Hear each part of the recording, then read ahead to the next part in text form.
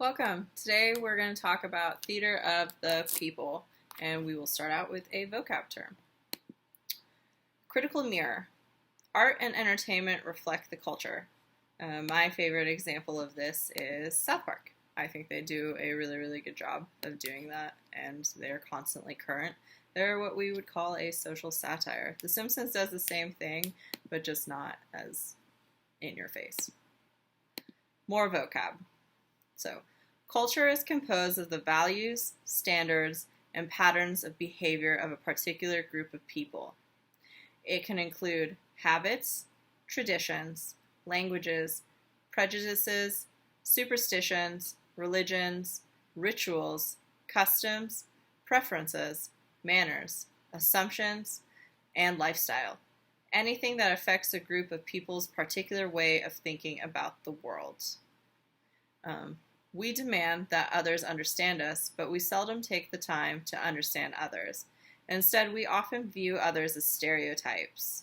And stereotypes are shortcuts in thinking that attribute to a generalized identity to people who are not like us. Vocab continues. Multiculturalism. The endeavor to overcome all forms of discrimination, including racism, sexism, and homophobia, so that people can coexist peacefully and attempt to achieve a pluralistic society. Corporations have the power to decide arts and entertainment. They have the power to say which musicians, artists, actors, and writers will be spotlighted and which will not. I don't know if anybody ever watched George of the Jungle or remembers who Brendan Fraser is. He's also in The Mummy. Both are good.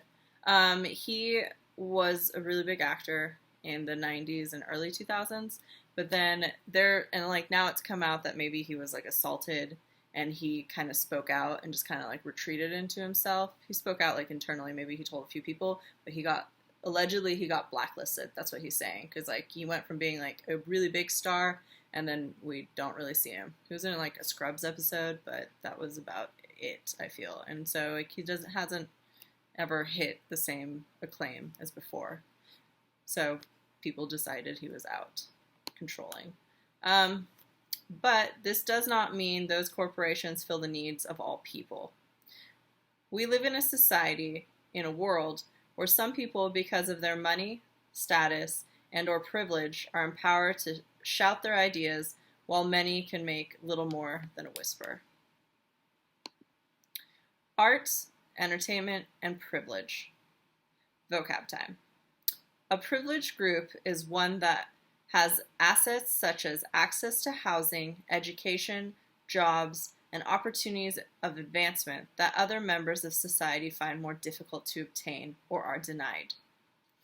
According to stats ran by UCSC Communications Department, 30.2% of speaking roles in the top 100 grossing films released in America were written for women.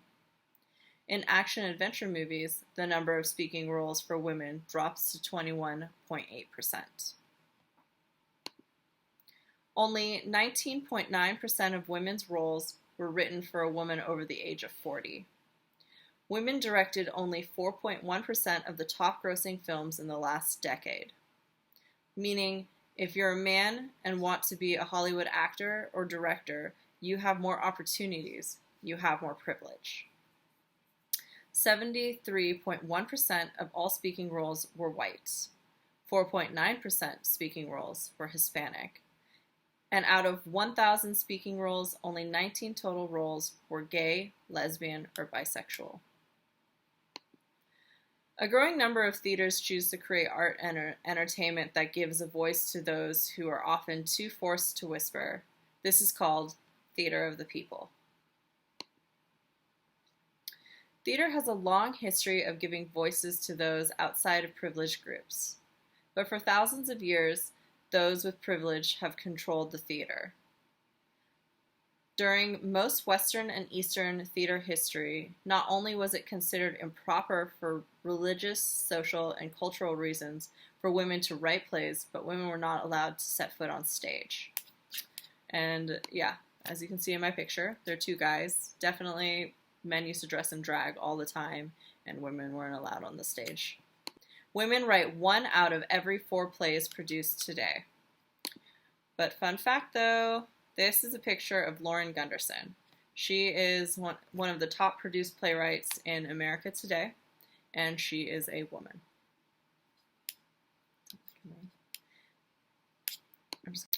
Theater and culture. Theater of the People has a unique ability to study and celebrate the palpitating, unique, asymmetrical, unclassifiable flesh of living experience by privileging all voices. There are 3 basic types of theater of the people: theater of identity, theater of protest, and cross-cultural theater.